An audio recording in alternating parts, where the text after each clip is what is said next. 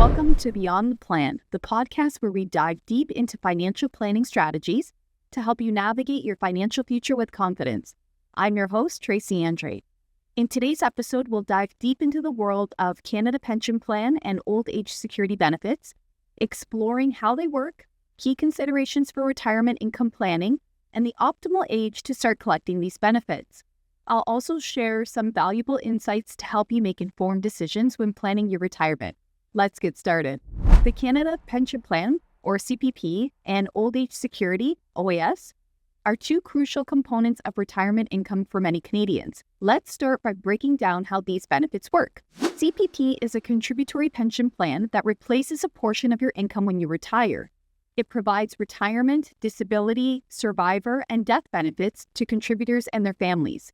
Here are some key points. You can start receiving CPP as early as age 60 or as late as age 70. The amount you receive depends on how much you've contributed during your working years. If you start CPP before age 65, your benefits will be reduced by 7.2% per year. The CPP benefit is increased by 8.4% for each year that you delay collecting benefits. OAS is a monthly benefit provided to eligible seniors aged 65 and older.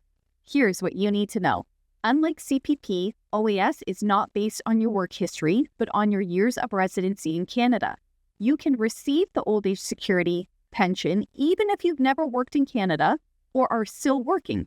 To qualify for an OAS pension, you need to have lived in Canada for at least 10 years after age 18. If you have less than 40 years of residency, you will receive a prorated partial payment based on the number of years that you've lived in Canada. OAS eligibility begins at age 65, but you can defer it to age 70. The longer you wait to collect OAS, the higher your benefit. The OAS benefit is increased by 7.2% per year. Seniors who are 75 and older receive an additional 10% on their OAS payments. OAS is subject to a recovery tax, often called a clawback, if your income exceeds a certain threshold. A recent survey from CPP Investments reveals 61% of Canadians fear running out of money in retirement.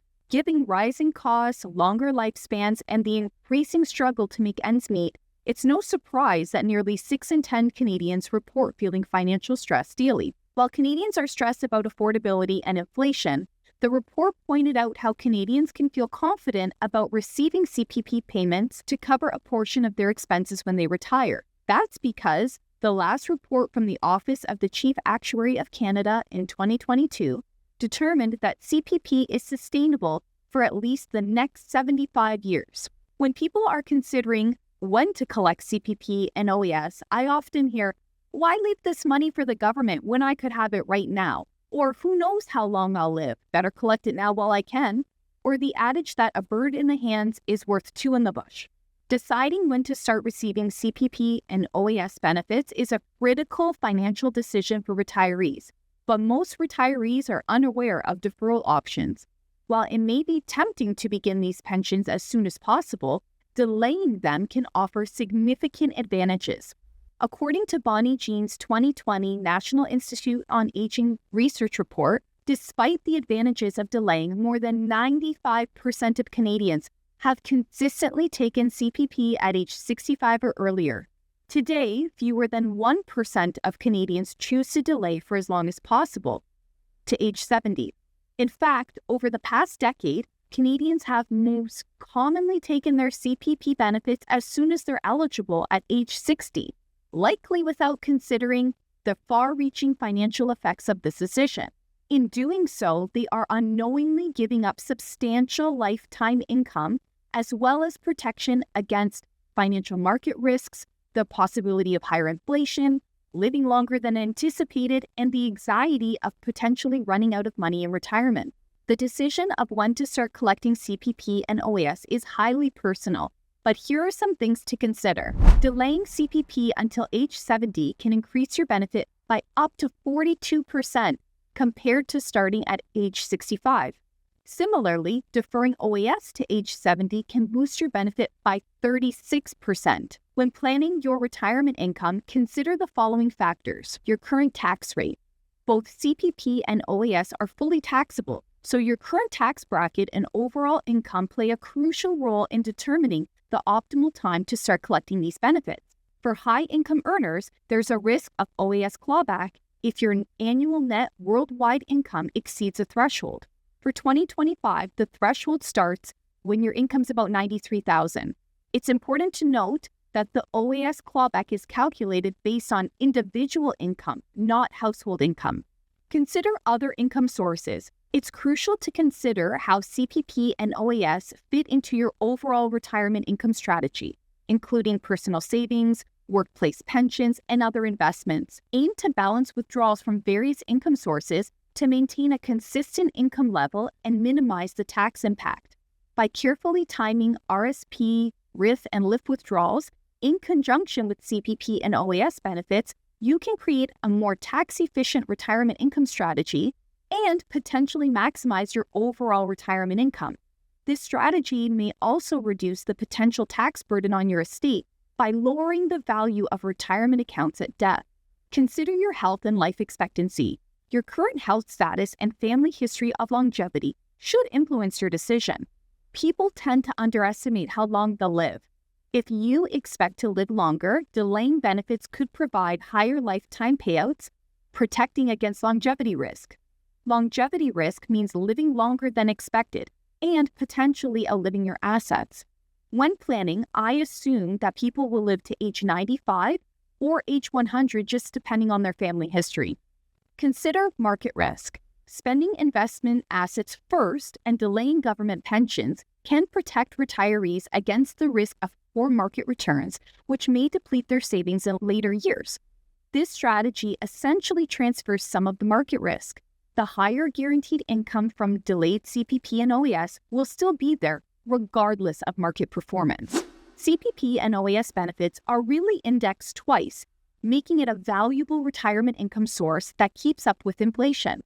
We are going to dive into this a little bit more in depth in a minute, but first, let me explain how it works. CPP contributions are adjusted annually based on YMPE, which stands for the year's maximum pensionable earnings, which is set by the federal government. This ensures that the value of your contributions grows in line with the average wage increases, even before you start receiving benefits. OAS-based benefits are based on CPI, which stands for Consumer Price Index. Once you begin receiving CPP and OAS benefits, they are indexed to CPI, but OAS is adjusted quarterly, while CPP is adjusted every January. Here's an example. Let's say you're 55 years old in 2025 and you plan to start collecting CPP at age 65.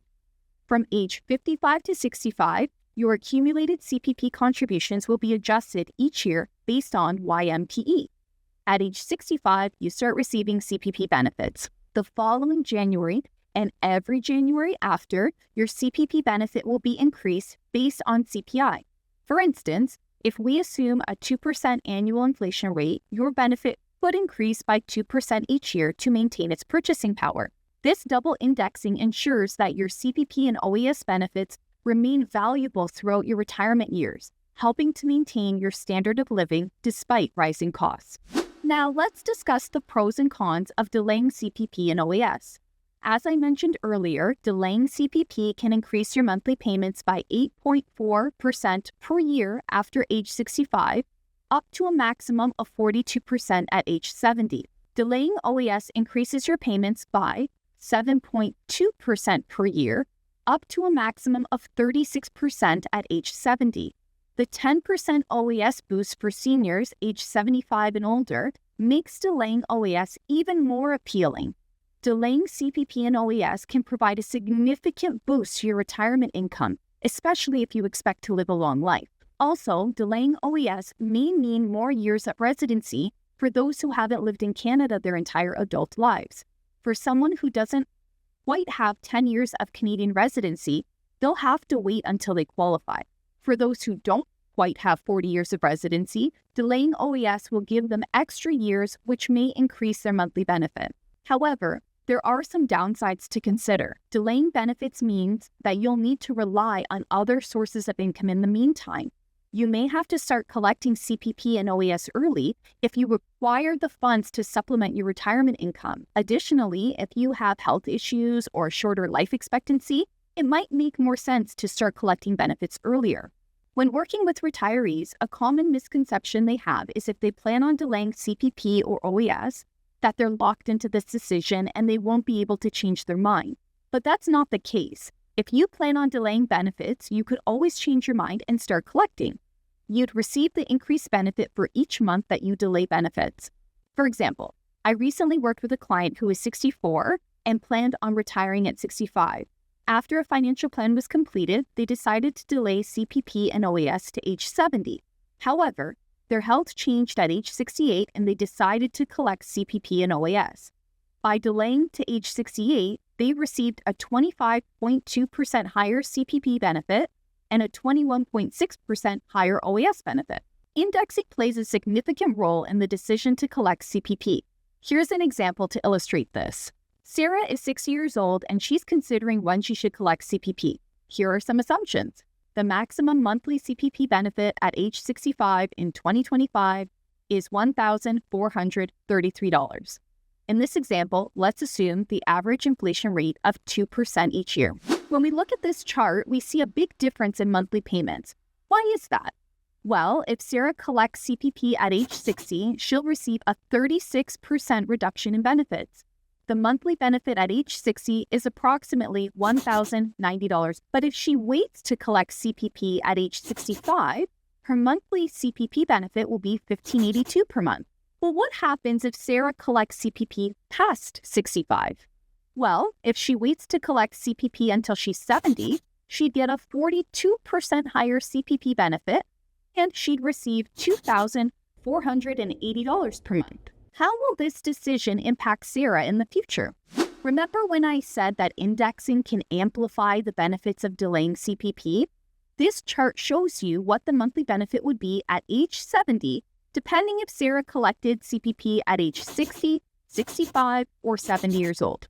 Delaying CPP to age 70 will provide Sarah with a $1,153 higher monthly benefit. That's a difference of $13,800 per year. Now let's look at another example to compare OAS benefits. Sarah is considering if she should collect OAS at 65 or if she should delay it to age 70. Here are some assumptions. The maximum monthly OAS benefit at 65 in 2025 is $727. In this example, let's assume the average inflation rate of 2% each year. In this chart, we can see that Sarah will receive $727 per month if she collects OAS at age 65. Each year that she waits, the OAS base amount is indexed, and she'll receive a 7.2% higher benefit amount. So if she waits to collect OAS at age 70, her monthly benefit will be $1,090. How does that decision impact her in the future? Delaying OAS to age 70 will provide Sarah with approximately $290 higher monthly benefit. That's almost $3,500 per year. When we look at the OAS benefit at age 65, the difference is even greater once the 10% boost is applied. Delaying OAS to age 70 will provide Sarah with approximately $350 higher monthly benefit, which is $4,200 more per year. Delaying CPP and OAS increases the amount of guaranteed inflation-protected income available in later years of retirement. This helps mitigate the risk of outliving retirement savings, especially for those who live longer than expected. By implementing this strategy, retirees can make a more stable and predictable income stream in their later years, reducing their exposure to market volatility and other financial risks associated with relying heavily on investment assets throughout retirement. When deciding the best time to collect CPP and OAS, there are several factors to consider. Your health, life expectancy, financial situation, and retirement goals all play a role. It's also important to consider the impact on your spouse or partner, especially when it comes to survivor benefits. Survivor benefits can provide financial support to your spouse or common law partner after you pass away. For CPP, the survivor's pension is based on the deceased contributor's CPP contributions and the age of the surviving spouse. OAS also offers a survivor benefit called the Allowance for the Survivor, which provides a monthly payment to low-income seniors aged 60 to 64 who have lost their spouse or common law partner. Ensuring that your spouse is financially secure after your passing is an important aspect of your overall retirement strategy. Statistically, women have a longer life expectancy than men. Understanding how survivor benefits work is crucial to retirement planning. This may mean delaying your CPP and OAS to maximize the survivor benefits your spouse will receive. Deciding when to collect CPP and OAS is a personal decision that depends on various factors, including your health, financial situation, and retirement goals. It's essential to consider the impact on your spouse and the potential benefits of delaying your payments. By carefully considering these factors and consulting with a certified financial planner, you can make an informed decision about when to start collecting CPP and OAS benefits that aligns with your overall retirement goals and financial situation. Thanks for joining me on this episode of Beyond the Plan. Don't forget to like, share, and subscribe for more financial planning insights. Take care.